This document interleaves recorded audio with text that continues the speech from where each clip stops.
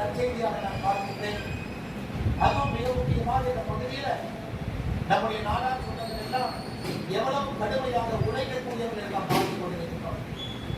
விவசாய தோட்டங்கள்ல, தொழில்ல, கடையில, சிறு குறு தொழிற்சாலை நடத்துவதில், எந்த தொழிலும் கூட நாங்கள் சளைத்தவர்கள் அல்ல என்று கொங்கு பகுதியில நம்முடைய நாடார் என்ற சொந்தங்கள் என்று முத்திரை பதித்திருக்கிறார்.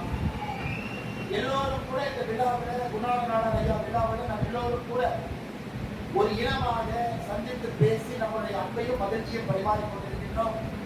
வந்திருக்கக்கூடிய எல்லோருக்கும் இந்த நேரத்தில் நெஞ்சார்ந்த வாழ்த்துக்களை, நன்றிகளை தெரிவித்துக் கொள்வதோடு மட்டுமில்லாமல், இந்த ஆடிப்பெருக்கு திருவிழா என்று சொன்னாலே ஆடிப்பெருக்கின எந்த வேலையை செய்தாலும் கூட அது பன்மடங்கு பெரிதாகும் என்று சொல்வாங்க. ஒரு தொழில் ஆரம்பிக்கிறீங்களா, பன்மடங்கு வளரும். அன்பும் சந்தோஷமா இந்த நாளில் இருக்கிறீங்களா, அது பன்மடங்கு ஆகும் என்று சொல்வாங்க.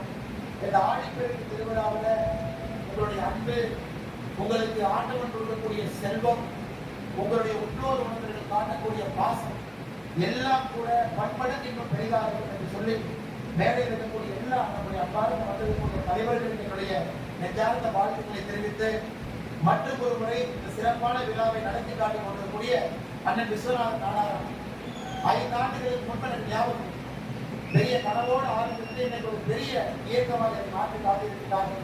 அவர்களுக்கும் இந்த நேரத்தினுடைய பாராட்டுகளை தெரிவித்து, உங்களுடைய பொறுமையை சோதிக்காம நேரடியாக நம்முடைய நாட்டாமை சுப்ரீம் ஸ்டார் அவர்கள் நேரடியாக உங்களிடம் பேச வேண்டும் என்று அன்போடு அழைத்து என்னுடைய உரையை நிறைவு செய்து கொடுக்கிறேன். நன்றி, வணக்கம். பாரத் மாதா கி ஜெய்.